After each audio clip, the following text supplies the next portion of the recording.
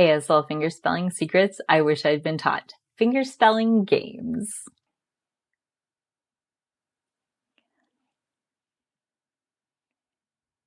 A fun game you'll see in deaf culture is the challenge of fingerspelling two different words with your hands simultaneously.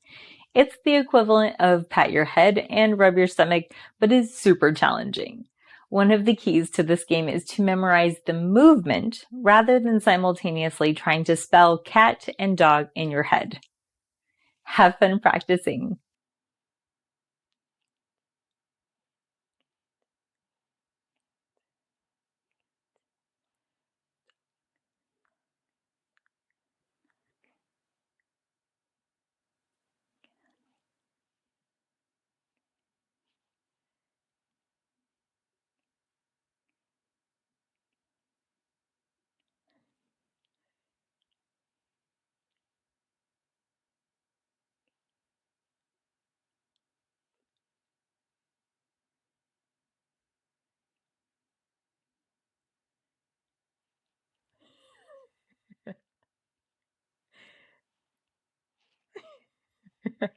I'm divulging all of the secrets to fingerspelling in American Sign Language, so subscribe to Sign with Courtney.